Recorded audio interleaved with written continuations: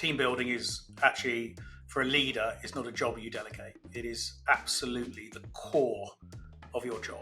You've been so open and forward about the value that you bring from a neurodiverse standpoint. Why is there still a stigma attached or a challenge perceived for people who have a form of neurodiversity? When I started out in law firms, I found this was something I needed to hide.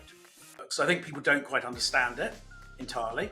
People also sort of take a one-size-fits-all, and there's a bit of a stereotyping to it. Why is failure important to you as a leader? There aren't people who don't fail.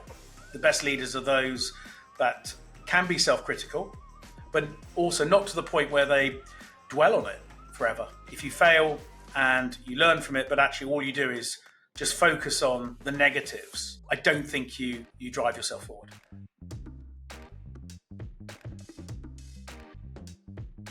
Why is failure important to you as a leader? So there aren't people who don't fail. That's the first thing. Failure is a part of life. I think it's actually how you deal with failure and how you bounce back from it and what you learn. So I think there are people out there that can fail and actually learn nothing, and then failure actually isn't great. I think you just failed. I think where you can be reflective and think, okay, this didn't go right this time, but how do I learn from that? How do I develop? How do I do things a bit differently? I can't remember who said it. I think it's credited to Einstein, but I don't think it was him, which is, insanity is doing the same thing and expecting a different outcome each time. I think it's a bit like that with failure. If you don't learn from your mistakes, all you do is, don't succeed. People who are really successful, I think, are those that can be introspective and look beyond blaming others. I think that's a really important point. I failed and it's everybody else's fault, but it's not mine. But as a leader, there's always a responsibility. There might be a weak link in the chain somewhere, but your responsibility is to actually shore that up. So I think the best leaders are the ones that are reflective. The best leaders are those that can be self-critical, but also not to the point where they dwell on it forever. There's another key thing. I mean, if you fail and you learn from it, but actually all you do is just focus on the negatives, I don't think you drive yourself forward. Yeah, no, absolutely. And so, Richard, you're the Chief Legal Officer of Robert Walters, both an industry and a function that is probably an area where risk or failure is probably most scrutinized, I'd imagine. How does failure come to life in the legal profession and in your world on a day-to-day basis? Because obviously your whole job is about not getting it wrong, I suppose, really. So how do those two things come together? Well, I think I'd like to unpack that a little bit. I think there's the personal failures where you get something wrong yourself. Yeah. There are I would say the failures that you as a team or a business have. And I think there's also, as general counsel, particularly as general counsel, unlike I think a lot of other legal positions, I think it's actually helping other people through their failures. I mean, that's part of the conciliare mindset that I think to be a successful general counsel, I think that is a really important point. But let's start with the sort of personal failure bit. I screw things up on a daily basis, and that can be in the micro. You can have a conversation, and sometimes us lawyers we can be a bit too smart for our own goods. You can think you're being witty, and it goes down goes down really badly. And I think with those little things, you just also, I think particularly for me anyway, you have to realize that your voice now carries a lot more weight, just automatically. Not about a respect thing. I think people just, the job title, I think, and the position in the company carries a lot of weight. So, as you grow through, I think you do have to be a bit more careful about the criticism, the constructive criticism you give people, because sometimes it can just sound like criticism, which isn't where you want to be. And I think the way to deal with that is just have somebody with you. I've got my team. I basically say to them, look, call me out. Call me, take me to one side. If that didn't go right, or you think it didn't go right, just tell me. And I think the way you can pull back from it is very quickly reflect on it and think, actually, do I need to pick up the phone to somebody there? And I would say I've done that recently where I was probably a little bit sharp on something or made a humorous comment about something, and I picked up the phone to the person. He hadn't even noticed, but what he did was really appreciate the thought that that I would do that. And I think that's a really important thing. And I think that also conveys a message of you're not above people. I'm lucky I'm in my role. People say, "Oh, it's your office." It's not my office. It's the office the company has given to me. This isn't my team. This is a team that I'm part of and I'm responsible for, accountable for. So I think there's a real bit about humility, and I think not being above criticism yourself, but also not being above apologizing or putting things right or fixing stuff. That's just sort of one example on the personal side. I think with a team, look, there's a balance of letting people make mistakes. And I think you have to offset that a little bit with having a level of control. You do have accountability, and I always think the buck stops with me. Whatever, if something hasn't gone right, I've made decisions about who I put into different roles. I'm very lucky I've recruited my whole team. If something's delayed, it's because maybe I've set the priorities incorrectly. So I think with the team, it's a slightly different approach. I think you have to sort of take it on the chin slightly when you're dealing with stakeholders and say, okay, I'm going to reflect on that. Or actually, I'm going to go away and I've looked at that and that hasn't gone right. Or actually, sometimes that's actually gone okay. There were things outside of our control that we couldn't have done more. And that's not about sort of passing on blame, but that's about just being real, which I think is very, very important. But with the team, I think the way you give the feedback is really important. One of the things I would say is I try not, if I've got bad news to give or negative feedback to give, I try and split that out from the good stuff. So one of the things I would say to my team is, look, if there's a hard conversation, have the hard conversation, but to say, look, there are other good things which I do want to talk to you about, but we're not going to talk about them now. I'm going to have a chat with you about those tomorrow or the day after, because the difficult message has got to sink in a bit. And I know that once you give a negative message, and however you construct criticism, people always really see it. Business gurus say, no, people always take something away from it and say, actually, there's a sharp intake of breath. I think if you split that out from the positive stuff, they'll hear the positive stuff. They won't hear the positive stuff if you try and roll it into one. And I think you lose the sharpness of the message. I think with working with colleagues, particularly peers, particularly board level, it's interesting because I think everybody reacts differently. I'm a demonstrative and very open person. It's my personality. But I still accept, actually, no one really, if you're failing every day and people telling you, you need to fix this, that would break anybody. I do find at board level, and particularly more, I think, the traditional roles within boards and the more people who've come more through traditional routes. Sometimes people who aren't used to having failed, they can take things really hard and they bottle it up, or they don't express it. And I think sometimes that can come across as a level of, I would say, disengagement or coldness with or abdication. So I do think part of the role of the General Counsel is to support your colleagues and actually help them make sense of stuff that maybe they haven't seen as a failure. Maybe they haven't seen what they can gain from that. How could you do that differently? But in a way that, it's balancing that accountability without overloading the blame side. Yeah, no, absolutely. I think you touched on a couple of points there, which I think really resonated with me, Richard, which is the piece around understanding where the challenge really was, so that you can learn from it. I think that's really important, and then also how you're communicating that and managing that, so that yes, you're constructive, but also that feedback is given, right? Because if you don't give the feedback, then of course, as you pointed out, you're not learning from anything. You're just going to repeat your failures again. We met and spent probably a good chunk of time together the first time properly, really, at one of our member sessions where we were talking about speak up culture. With the author Stephen Shedletsky. He said to me when we were talking about failure that he likes to encourage teams, particularly when they're new and young, to work above the waterline in terms of if they put a hole in the boat, it's not going to sink. And then the experienced team members worry about below the waterline stuff, which I kind of liked. But that session when we met, you shared some really interesting pieces around how you build an environment in your team that is open and constructive when it comes to failure, but actually all things in terms of that speak up culture bit.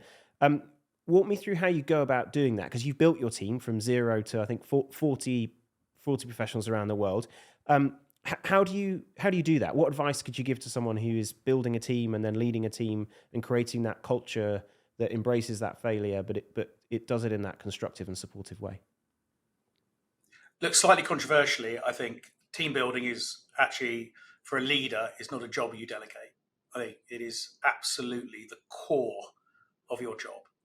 And I think there is an element of, as a leader, you do set the tone and you do create that environment. And if you think it's anything else, then I think you probably need to think about whether you want to be in management or not. So I think getting it right at the start with hiring the right combination of people is a good point. You know, and I've learned this kind of the hard way. So that's failure. That's an example of failure, is where I haven't been quite sure about somebody and I really needed to hire somebody. And I thought, actually, I've got some reservations that this person could be a bit toxic, just a little bit, you know. So I think you've got to just be very aware and just have your eyes open to the ecosystem of the team. And that definitely also means thinking about having a diversity of thought. And I think if it's a diversity of thought, a lot of the other diversity points come along with that. It's really important. I think you've got to have a focus on, and I think it's probably the key message. It's all right to fail. It's all right to bring yourself into the office. It's all right to have openness. But the important thing is how you go about all those things, how you are transparent, and also how you make decisions. I think decision-making is a really key part of that. So one of the things I reinforce to my team is we're all going to make judgment calls. Make judgment calls. It's really important to make judgment. We work in a really fast-paced environment in any industry now. I think it's all the same. Yeah. You know, we're competing against AI as lawyers now. I mean, we've got to be super fast. Hopefully I can still beat the DeepSeek functionality, just about. But you've got to make choices and you've got to stand by them. So I'm less interested whether it's a good call or not, actually. What I'm interested in is how you got there. What's your decision-making process? And that's something actually we're trying to export to the wider business. So take something that hasn't worked out. Let's work through an example here. You're negotiating a contract. It's very tough. You've got to give some gives, essentially. And you've got to make some judgment calls as to whether those risks are going to crystallize and the risk reward, return on investment. There's a lot of stuff going on there. And ultimately, you may not be making that decision. The business might be making that decision. Your job is to go through a process of making sure that you've considered all the relevant facts and given them the right weight and come to a clear conclusion. If you do that, then really you've done the best job you possibly can. And they shouldn't be blamed for that. You can't control. There are areas, you know, there's zones of concern, there's zones of control. You can control the thought process. You can't always control all the external factors. Those, you know, they're often called those zones of concern. You know, you can't control that. You know, you could do a deal and have no idea that Trump was going to come along and put tariffs on. No idea. You could do various different things and just call it wrong. But as long as you've gone through the right thought process, as long as you've gone through a methodical process, even if there's some gut involved, then you haven't failed. It's just not worked out. Yeah. And that's really important. That's an interesting point. The idea of, you know, how do you perceive failure is not working out versus failure I hadn't considered it perhaps in that way, but it's a really important point for us perhaps to all consider, because failure is perhaps the things that you're controlling, and then you can learn from the things you're not controlling. As you rightly point out, it's okay. You can only do what you can do in that regard.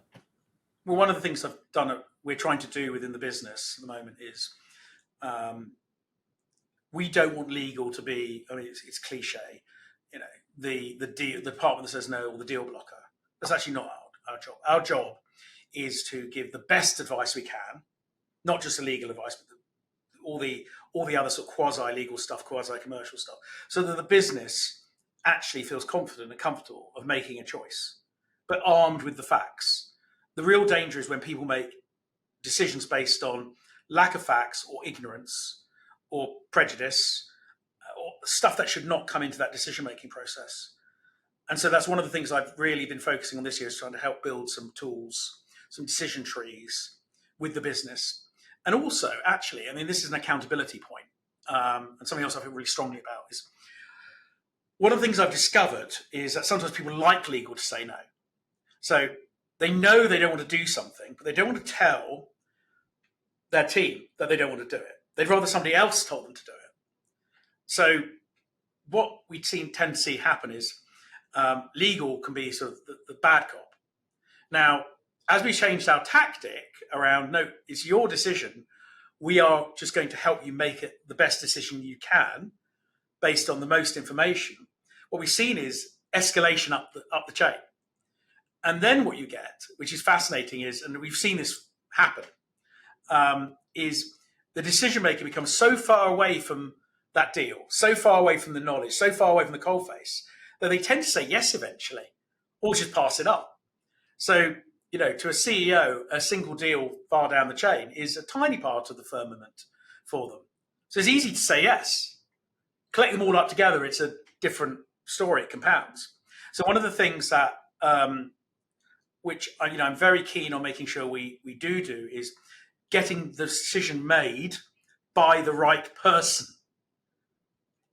You know, at a level where they do still have that knowledge. That's accountability. Everything else, putting up the chain, that's just abdication. The funny thing is most people know what they need to do. Yes. They just don't want to do it. Yeah, no, I hadn't ever considered that point either, Richard, which is, you're absolutely right. You know, sometimes you're using that, your team or an external to your team, to deliver the news that actually as a leader you should probably just be delivering yourself. but it's awkward or too difficult for you to do so. So it's easier to say, oh yeah, legal just said it's no. a pass of resistance. Yeah. And I think also when you're in a legal function or a finance function, and sort of harking back, actually when I was my undergraduate's in sociology, and sort of some theory that sort of sits underneath all of this. But you essentially are guardians of what used to be called expert knowledge, secret knowledge. You know, the language of law, we still use a bit of Latin. I mean, you know, try not to anymore. But there is concepts in finance and legal particularly, which are unknown, is secret knowledge. So it's very easy to say, well, they said no, and not really have to explain why. Because the expectation is people don't understand what lawyers say anyway, or finance people say anyway. So I think another sort of strand to it would be is try and demystify the advice, make sure what we say is understandable, because unless people understand it, then they can't action it. If they can't action it, then they can't make good decisions. And again, you're getting to bad decision points rather than just things haven't worked out. Richard, when we met properly that first time, I would think almost the second thing you said to me when we were talking about Blend and the whole mission for us as a community around this cognitive diversity push and how we think more broadly about leaders and what we bring to the table. You openly said to me, well, Steve, for me, it's really important because I have ADHD and dyslexia. And in your notes for today's session, and I think this really, I love this, you titled a little bit where you wrote notes called Including Me and Others, Including Me and Others. How do I include myself? How do I include others in that conversation? And I, right from the first time we've spoken, you've been so open and forward about the value that you bring because of who you are from a neurodiverse standpoint. Why is there still a stigma attached or a challenge perceived for people who have a form of neurodiversity, and how can we change that approach? And I know you're working really hard in your organization to do that, but what have you seen that's working in your team, and what can others listening to this take and apply in their organizations? So, look, I think I'd probably like to sort of wind back a bit. I think you're shaped by adversity. I've decided to be open about things, and actually, I've decided to live my life very openly. It's just fits for me. I think if you go back, I think the education system 30 years ago was very, very different. And if you didn't fit, you were just a lazy, lazy boy. That's somehow how it's described. I think my UCCA report, for those that can remember UCCA reports from the schools, we had no high hopes for Richard when he entered the sixth form, but quite frankly, he surprised us. And the delightful stands out, but an admittedly exceptionally poor crowd. There you go. Apparently people are clamoring to go to the school that I went to. Good luck. But I think, I had a fairly tough time at school. I found a school really hard. And the perception was you are very outgoing, you're very smart in lessons, but that doesn't translate into the work that you produce. And so you're lazy. That is the simple conclusion. You're just lazy. You just don't care. You don't bother. Far from it. I think it leaves something with you. Something I would say I wouldn't want other people to have to go through that. And I think one of the important things is changing education. And I think some things I am involved in are sort of education based.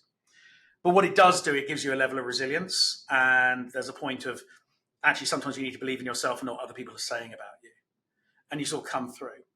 I think for me, the change really came at university, where it was a much more open environment. I did a sociology degree, it's a liberal type of degree, and people were very accepting. And actually, I had a fantastic lecturer who used to print off the notes for me, which made all the difference.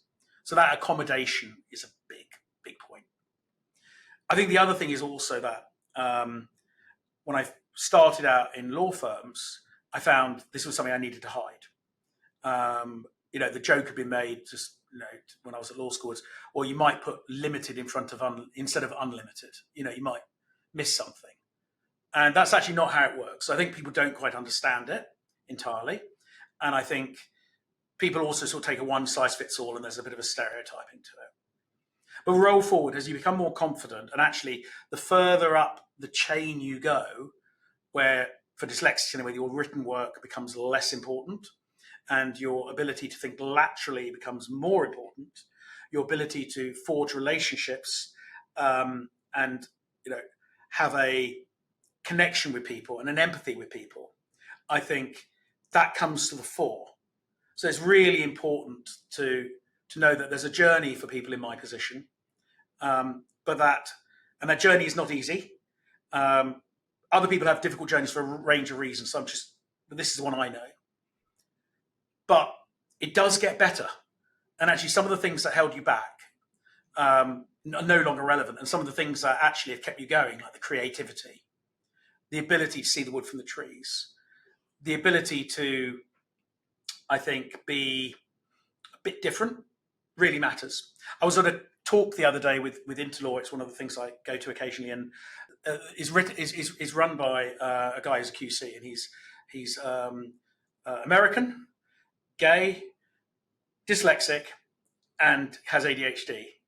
Although he does say the American one is probably the one that holds him back the most. But it was a really good talk. And actually, there's about 200 people there. And you realise that there are a lot of dyslexics and people with ADHD and autism within the law, but we really hide it. It's the one that we think people worry about. So I think I'm really pleased that the world's moving on a bit, and we're not just a bit thinky.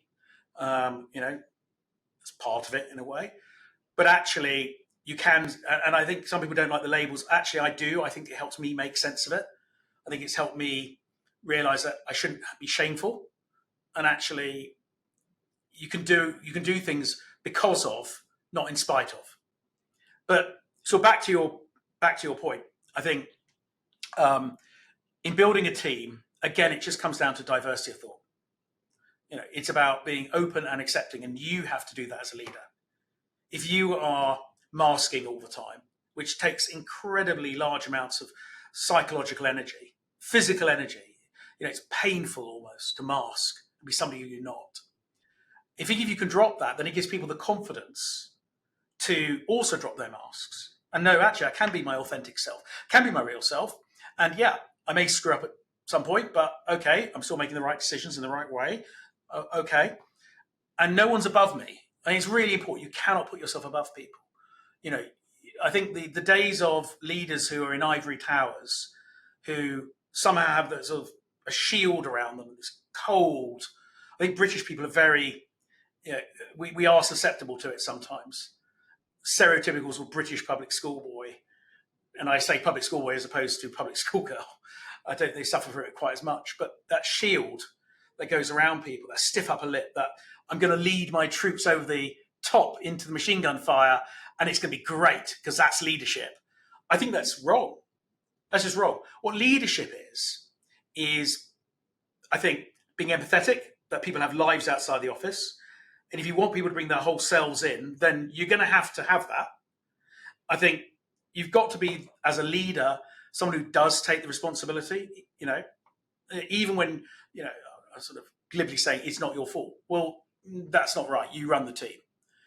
I think also just not having embarrassment, and not stereotyping, and ask people what they want. That's critical. We've got quite a few people in my team who've got dyslexia and another sort of, I would say, neuroatypical traits. And they're traits. It's not one size fits all the spectrum.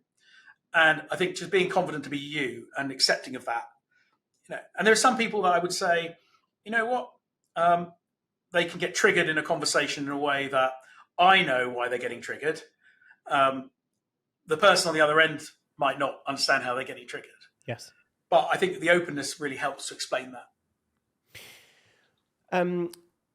You mentioned as an industry that it's still frowned on, or it's still hidden by a lot of lawyers. I think speaking to members across industry and cross functions, as our membership, as you know, is made up from, I'd say that's pretty typical across most industries. And yet, when you look at aspirational leaders on and you talk of, well, less so now, but your Musks and the like, who all talk and share. Richard Branson, obviously a big advocate for neurodiversity. Yet that doesn't really translate into when people talk about them as business leaders, that actually those are the things that have enabled them to see the opportunity or see the things, as you said earlier, the wood for the trees. How in an organization can we build teams that allow us to be able to see the wood for the trees? And how do you go about, as you're building that team, considering all the different skills and types, neurodiversity being one of them, but also experience and ideas and perspective and all of the things that form that diversity of thought? How do you go about doing that? What advice would you give, to others? I would say be intentional. Be very intentional. Yeah. And I'm not saying people need to go on a diversity and inclusion crusade. And to an extent, if you're getting the basics right, that happens. That's the best type of diversity and inclusion, I think, is the one that's organic and not one that people are paying lip service to. I think one of the worst things, something I've got no time for, is fake lip service. If you don't believe in it, just don't do it. I don't want you in my organisation, but I'd rather you were honest about it. Maybe circle back to that point, I think, because there's a big change we're doing DE&I at the moment. But I think that you've got to be intentional about it. You've got to say, actually, I'm going to look at the whole person when I interview them. When I interview people, I'm going to make them at ease. I'm not just going to give them a technical interview. I'm not just going to give them a list of questions. What's this person like?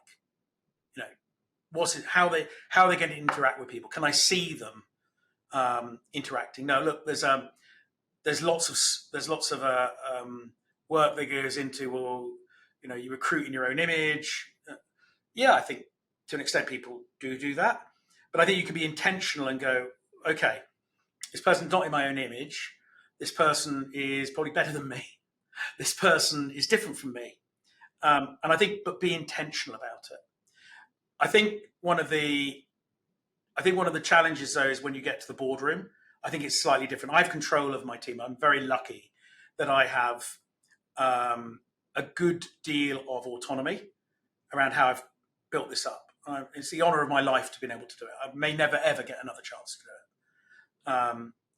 It's different in the boardroom because I think the people you've mentioned, like Musk and Branson, and there are many others, they are at the tops of their organisations, so they have control. They set the tone. I think it is more difficult sometimes in boardroom environments where, as a neurodiverse person, sometimes it's a challenge being in a sort of a measured silence, and particularly as a lawyer, this measured silence saying, I don't know how many times I've been told the story of, there was this partner from Clifford Chance or Allen and Overy or whatever firm it is, Bootstrap and Tiddlywink. That's not a real firm, by the way. We'll start that one next week. Start that one next week. But, and they say one thing in the meeting and that one thing captures everybody. Well, that's great, but I would find that extremely difficult. It would be painful for me to sit in a meeting and not contribute. So I do think you have to fight a little bit to say, hang on, I'm here for a reason. I may not be everybody's cup of tea, but maybe you're not either. But you're better off having someone who is speaking up. Maybe, one of the traits of neurodiversity is I get triggered by certain things. I think things that are unjust. I'm not just saying that it can be quite minor, actually. I have to really control myself. I also have to be very measured about that I don't cut people off because I can be thinking, or I can, one of the ones I do sometimes is somebody say, I've been on holiday, and I go, yeah, I've been on holiday too. And that's not because I'd be trying to overtake the conversation. It's just that makes me feel comfortable. So I think you have to explain those things, particularly the senior level, where particularly the senior level, I think there are more dynamics going on and you're not in control anymore. And if you're lucky, it's a peer-like relationship. If you're not unlucky, it's not. So I think giving that transparency and saying, hang on a minute, okay, I'm going to make sure, I'm going to do everything I can to make sure everybody is heard in a meeting. But be a bit forgiving if I drop the ball. And that's probably the most important thing you can do. I think I wish people were more open about it. But sometimes people just don't know. I think, that's the other thing. There's so much undiagnosed, particularly people in their 40s and 50s. It's just, people just didn't know. I mean, not many years, about 4 or 5 years ago, my kids were going through dyslexia diagnosis and ADHD was mentioned to me. And I thought, oh my God, I thought they'd be bouncing off the walls. That's not what I imagined it was. And it's a really bad description of it anyway. Yeah. It doesn't fit what the experience of it is like. Yeah.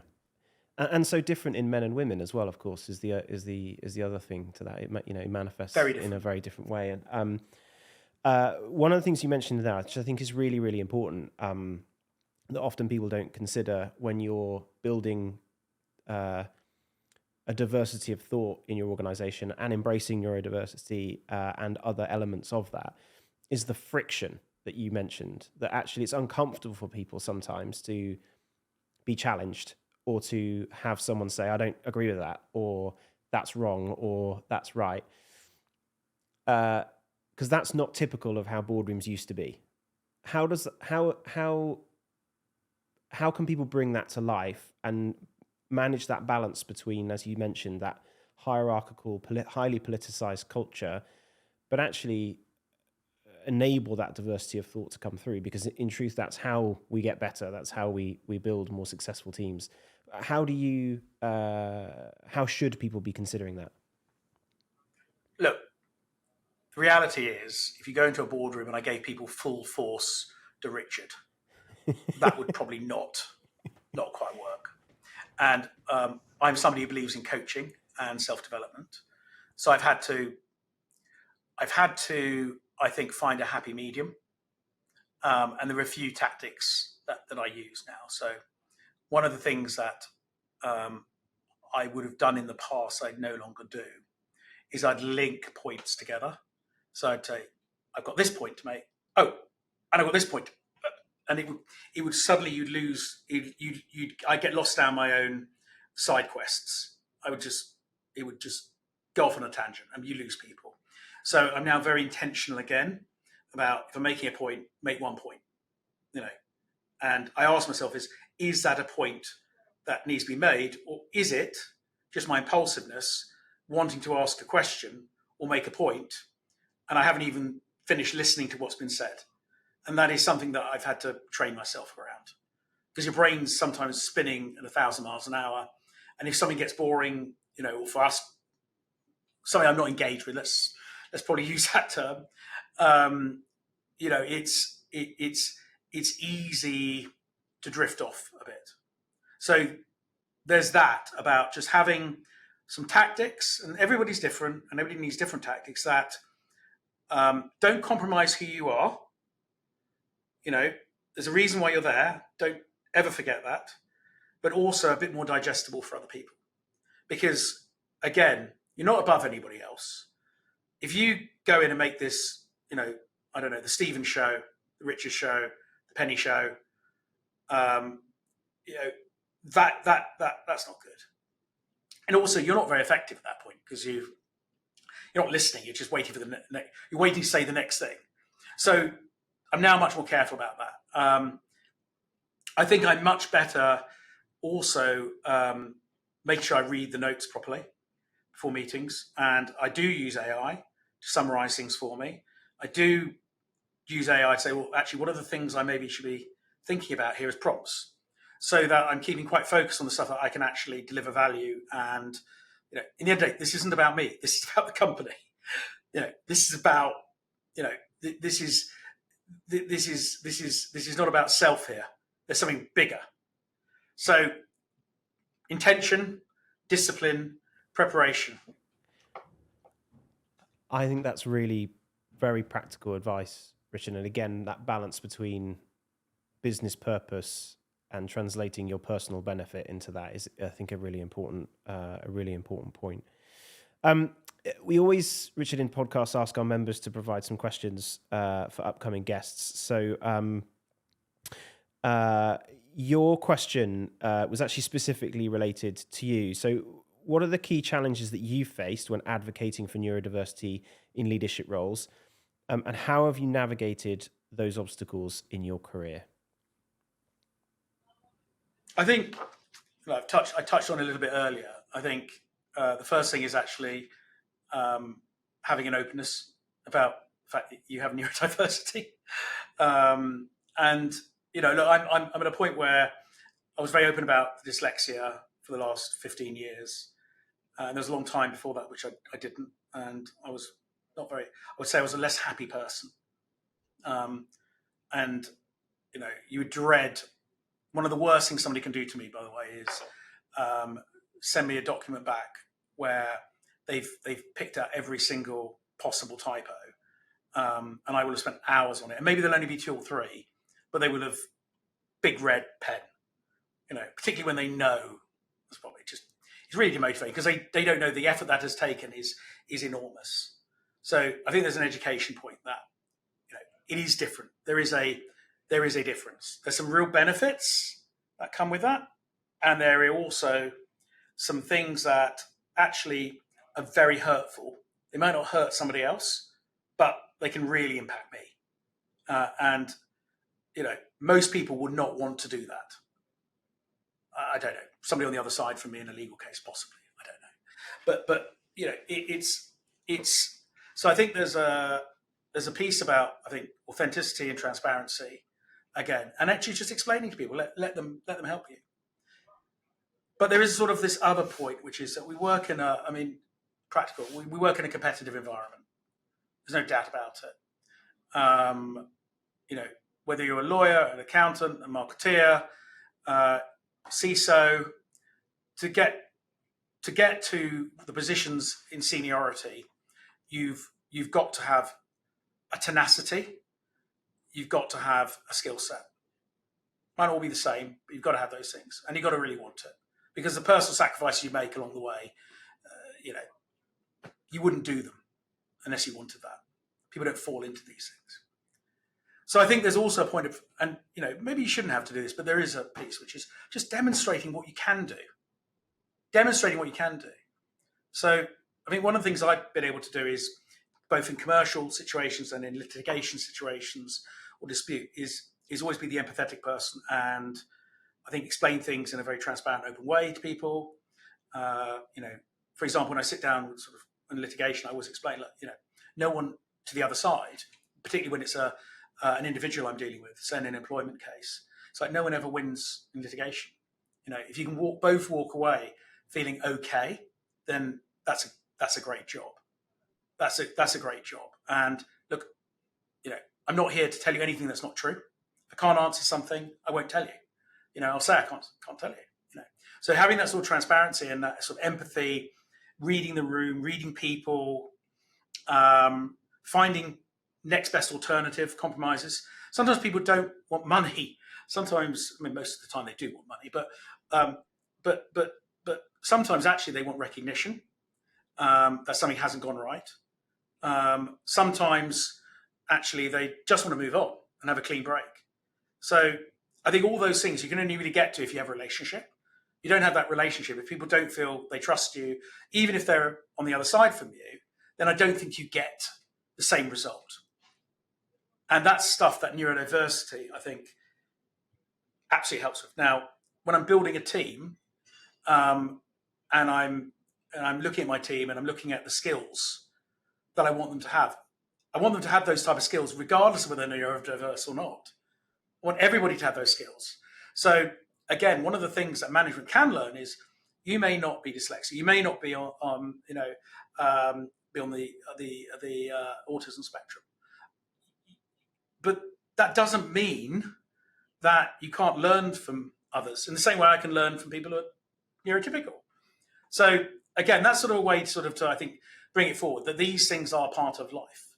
But I think the starting point is we do need to be a bit more open, and I think there needs to be more understanding that this isn't just being trendy. This isn't just a bunch of bloggers making a living for themselves and being a bit quirky. This is the reality for a lot of people, upside, downside. And whatever I can do to support that, I will. But there's still, quite honestly, there's still fear. I still have fear that, put myself out there. I don't want to be do you want to be a flag waver? I don't know. I've got mixed emotions about it, more than my traits. But you do worry that sometimes people just are prejudiced, just don't like it. They don't want something different. They don't want a slightly quirky, good thinker, fast talker in their boardroom. They want somebody who is staid, who's traditional, safe. I think that's a mistake, particularly, the way the world is moving. I think we do need the dreamers and thinkers. Also, not everybody with ADHD is creative. That's the other thing. True. Not everybody with dyslexia is smart. We're a big range. Yeah. So, yeah. Absolutely. You've got me thinking about this idea that let people meet you where you are so you can meet them where they are. I think that's what you have talked so much about today in terms of being able, you've opened yourself up as a leader to make yourself happier, but in truth, become a better leader by doing that. And I think that's, for me, something I'm absolutely taking away from today, which is this openness and clarity that you can give. As you said, things that trigger you, if they don't know that they trigger you, how can they not do them? But you have to be brave and open to share those things in the first place. And so it's almost that back and forth, that tennis match that needs to be played, as we do with so many things, but also considering how we are as people, which often is forgotten.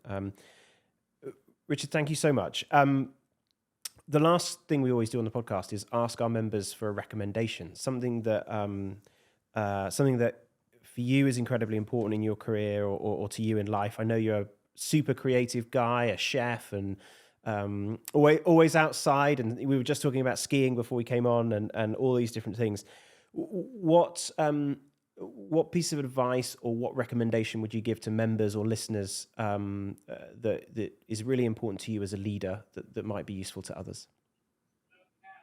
So I spent my 30s working unbelievably hard for a gaming company.